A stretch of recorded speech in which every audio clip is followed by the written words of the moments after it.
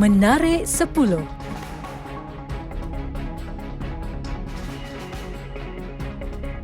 Acara ujian pertama Sukan Olimpik Tokyo terpaksa ditunda disebabkan sekatan perjalanan yang dikenakan Jepun selepas negara itu mengisytiharkan darurat susulan gelombang baharu pandemik COVID-19.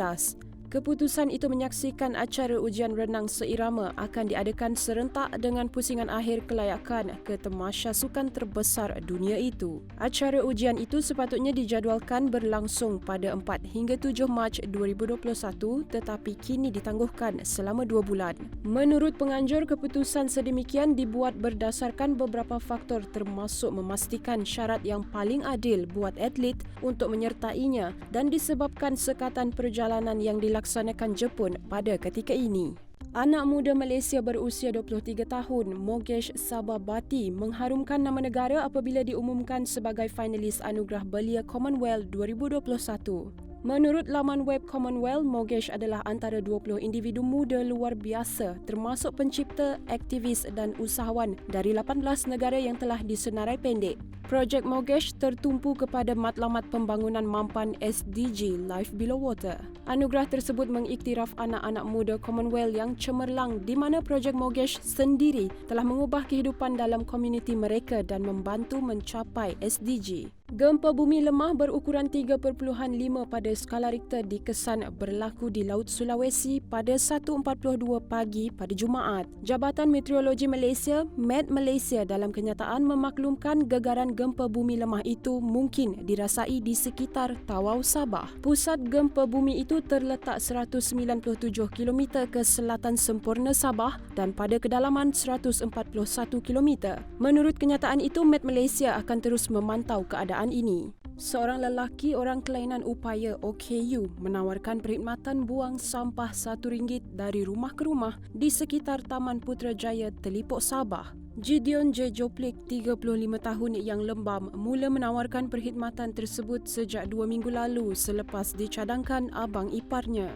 Penduduk sekitar yang memerlukan khidmat Gideon hanya perlu menghubungi abang iparnya sebelum lelaki OKU itu datang mengutip dan membuang sampah di tempat pembuangan sampah berhampiran.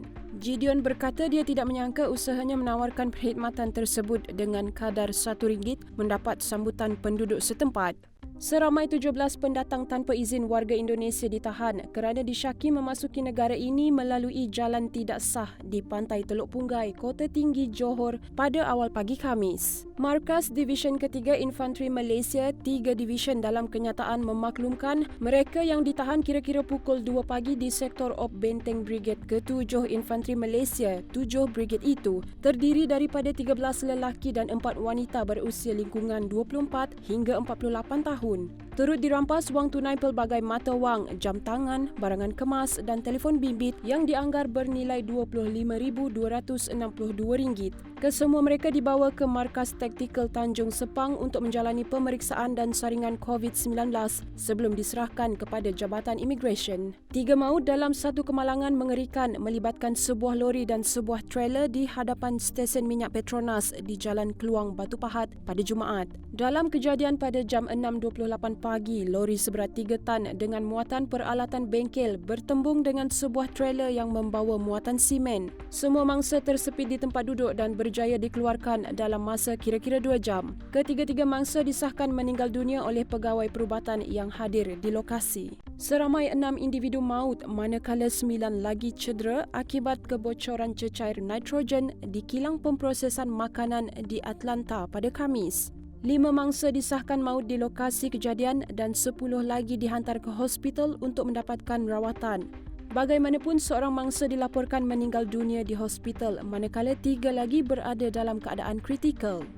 Menurut polis, kebocoran itu tidak menyebabkan letupan namun mereka tidak menolak kemungkinan kejadian sedemikian berlaku. Sehubungan itu, sekolah berhampiran kilang terbabit telah ditutup sementara kepada pelajar sebagai langkah berwaspada. 3 lelaki sanggup membayar $55 juta Amerika seorang untuk menjadi kru penerbangan swasta pertama yang melawat stesen angkasa antarabangsa ISS yang ditawarkan Axiom Space. Misi tersebut akan diketuai oleh bekas angkasawan pentadbiran aeronautik dan angkasa lepas kebangsaan Amerika Syarikat, NASA, yang kini berkhidmat sebagai naib Presiden Axiom Space, Michael Lopez Alegria. 3 kru itu adalah ahli perniagaan dan pelabur bukan berasaskan keuntungan dari Amerika Syarikat yang terdiri daripada Larry Corner sebagai juruterbang, manakala 2 lagi adalah pelabur Kanada, Mark Pathy, dan ahli perniagaan Israel, Ethan Stibbe.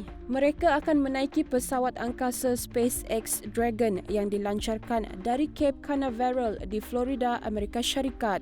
Bagaimanapun, ketiga-tiga penumpang itu diwajibkan lulus ujian kesihatan dan menjalani latihan selama 15 minggu sebelum dibenarkan menyertai misi berkenaan. Raja Maghribi Raja Mohammed ke-6 menerima suntikan vaksin COVID-19 sebagai simbol perasmian kempen vaksinasi di negara baginda. Suntikan itu pada awalnya menyasarkan pekerja kesihatan, pasukan keselamatan dan golongan berusia lebih 75 tahun. Kerajaan Afrika Utara itu menerima penghantaran dos pertama pada minggu ini dari Sinopharm dan AstraZeneca China.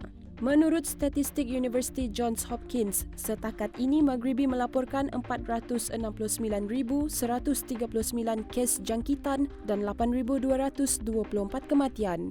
Singapura telah melangkah ke depan dengan pelancaran rangkaian pengangkutan bas awam tanpa memerlukan kawalan pemandu. Inisiatif berteknologi tinggi tersebut dibina di negara itu dengan turut mengajak syarikat asing untuk turut serta.